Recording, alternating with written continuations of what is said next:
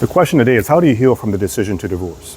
First, the decision to divorce is a difficult decision to make because we're separating from someone that at one time we loved. So it's a hurtful decision to make. Sometimes it's a decision we feel forced to make. There are times that in our anger, boredom, and familiarity with someone that we've lived with, know all their idiosyncrasies, we decide that we're tired of being married to a particular person. There are other times when we decide or we present the idea of or the process of divorce as a tool to make our partner make changes.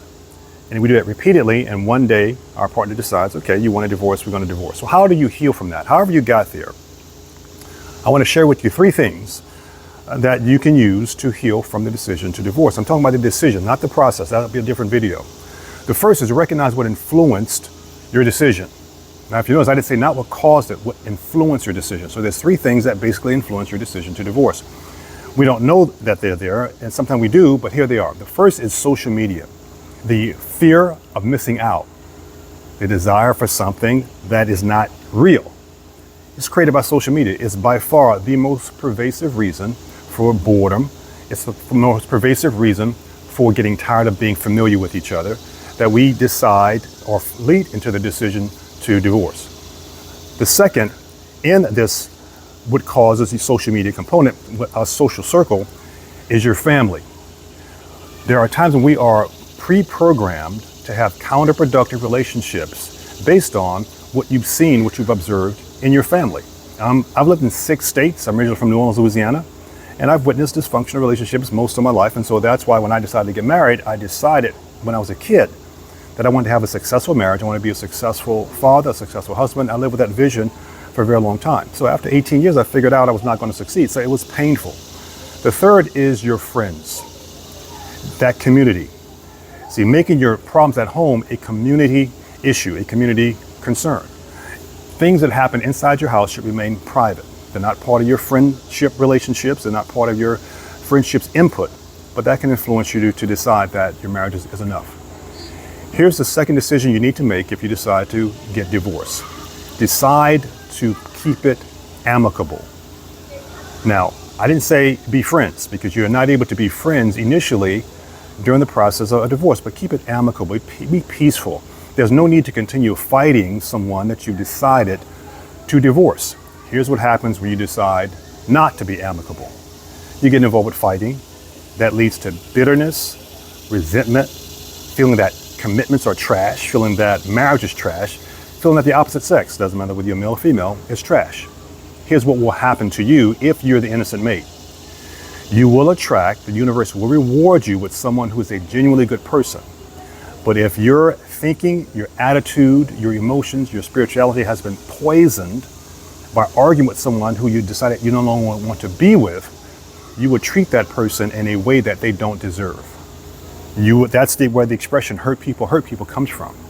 So decide to be amicable. There's no need, once you decide to divorce, to continue fighting, to treat the person poorly. I'm absolutely amazed at the number of people that get divorced and treat the person that they were once married to, they once said they love, as a complete enemy. It's not necessary. It's difficult, it's hard enough as it is. Here's number 3. Recognize what caused the decision to divorce. Now, number 1 was recognize what influenced your decision to divorce. The influences don't cause you to make a decision. There are concrete causes, concrete reasons that divorce is the best decision you can make. What are they? They are gross disrespect in the relationship. There are gross neglect or consistent neglect in the relationship. Abuse is obvious, spiritual, mental, emotional, physical abuse. Those are obvious. Infidelity, betrayal are obvious reasons to make the decision to divorce. Now, when it comes to infidelity, divorce does not need to be an automatic decision. If there's gross neglect there and you feel that you're the innocent party and the other party got involved with someone else because of the neglect, there may be space there for changes to be made to continue to build and grow your relationship. We have to take responsibility for our part in the decision that our partner may make to divorce us. We also have to take responsibility for our decisions to divorce. Now, here is why that's important, because if you have a viable cause for divorce and you decide to divorce and you're the innocent mate and you've done your absolute best, there's no need to feel guilty about it.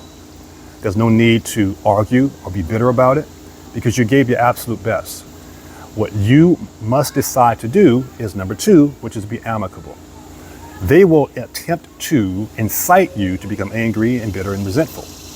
Avoid that, because there is someone better, new, that will come into your private life that will benefit from all the good that you wanted to give.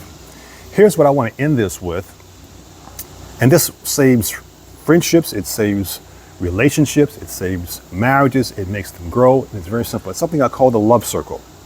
If you could picture in your mind a circle with 2 lines in the circle that separates the circle into 3 parts. The top part section is love, the bottom section is trust, and those are the 2 elements we all want in any relationship. We want to be loved, we want to be cherished and valued, we want to, feel that we can trust the other person. But in the middle, to get from one end to the other, is respect. So picture the circle, 2 lines. At the top is love, bottom is trust, the middle is respect. So it doesn't matter whether you turn the circle with love on the top or you turn it with trust on the top. You have to pass through respect to get from one end to the other. That is the key to having a thriving, successful relationship. It's fundamental, it will never change. It has not changed for thousands of years. So if you decide to divorce from someone who was not worthy of the good you wanted to contribute in the relationship, it's important to remember that when you choose your next relationship, those 3 elements have to be there. Why? Because the foundation of friendship is what keeps a disagreement from escalating beyond the level at which you will disagree with someone who you consider to be your friend. Now, someone you say you passionately love is up, then it's down, right? And when it's offended, it can become very aggressive. There's a thin line, as the story goes, between love and hate. But friendship is that balance. We won't escalate an argument beyond what how we would interact with a friend. We won't disrespect to cause pain, just like we wouldn't do with a true friend. So those are the thoughts I want to share with you today. For those of you who have made the decision to divorce, the first decision you need to make are these 3. What influenced you to be amicable during the process, and what caused it? Be very clear about that. That will help you heal faster. Until next time, I want to wish you all the blessings and success you deserve.